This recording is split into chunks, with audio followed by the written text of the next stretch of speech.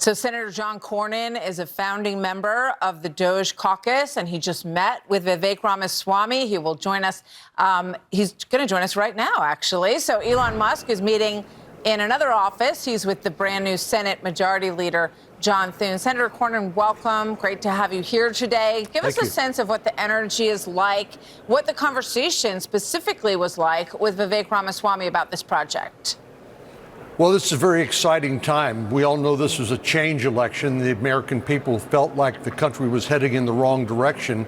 And one of those big reasons is because of inflation, because of federal government spending, because of the size of the federal government and $36 trillion in debt, which actually threatens our ability to defend ourselves in a very dangerous world. So I'm really happy that Elon Musk and Vivek Ramaswamy have decided to head up the DOGE effort. They're going to raise the visibility of a lot of these things that, frankly, have needed to been dealt with for a long time, but we just haven't had the energy behind or the visibility on these issues. So we're going to try to come together and on a bipartisan basis, if we can, and to cut some of that debt and make the federal government more efficient. Well, good. As you say, 70+% of Americans did not like the direction the country's going in.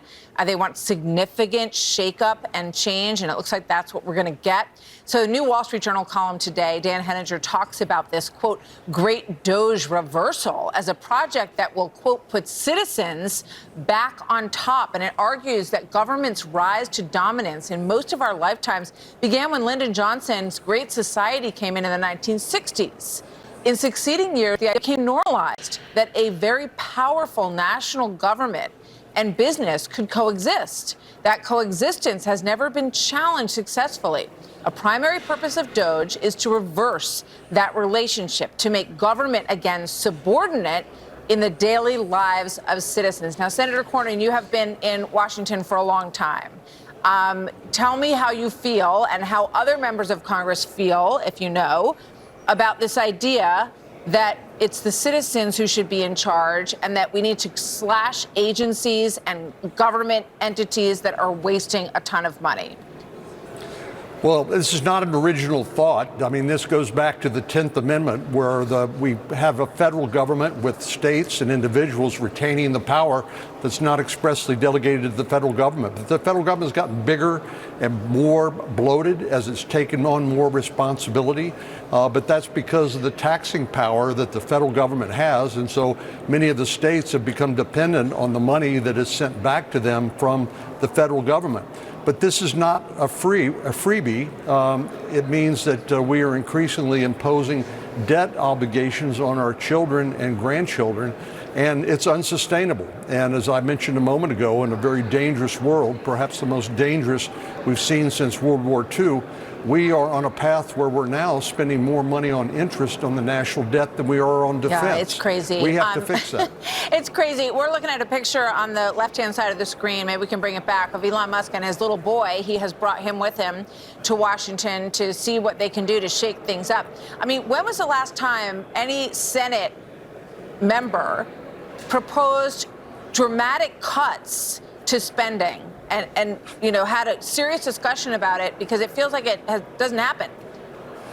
Well, it's a target-rich environment, and I think, again, raising the visibility of this issue, as Elon and Vivek have done, I think will give us an opportunity to try to find some consensus here. Some of these things President Trump can do unilaterally through executive orders. Some of them we can do through something called the Congressional Review Act. We need to rack and stack our priorities there where we can have the biggest impact quickly. But this is a small window of opportunity now, and shame on us if we don't take advantage of this opportunity to do what we know we have needed to do a long time, but just haven't had the ability to get it done. Can I ask you, I know Joni Ernst, I know that Elon Musk has said he can find $2 trillion to cut from government. Joni Ernst has said we're going to try to do $1 trillion, I think was her language on this. Can you commit here today that Congress, the Senate side, can cut $1 trillion or even $2 trillion? Well, the federal government spends well in excess of $6 trillion. And we know that, again, the government's gotten bigger and bigger and bigger, and the reason why that's happening is primarily because we've been incurring more and more debt. Because Congress has tried to kick the can down the road on some of the hard decisions, which are where we should cut, where we should seek efficiencies.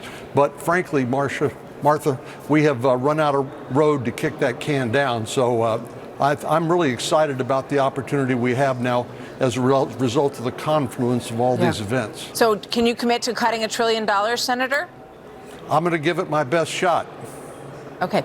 Another topic here for you. President-elect Trump's pick to be Attorney General Pam Bondi, also on Capitol Hill this week to meet with senators who will decide if she will lead our Justice Department. There's a photo of the two of you speaking yesterday.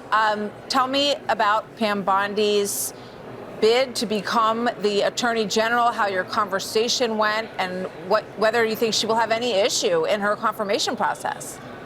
Well, Pam Bondi and I share in common that we were former attorney generals in our respective states. She That's in right. Florida, me in Texas. And so I think we both share a desire to restore these most fundamental institutions like the Department of Justice and FBI into non-political entities.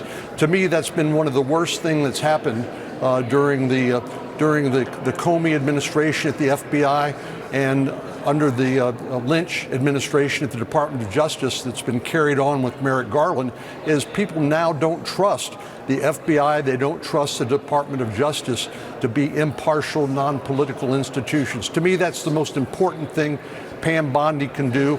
I know she's committed to doing that, and I intend to do everything I can to help her.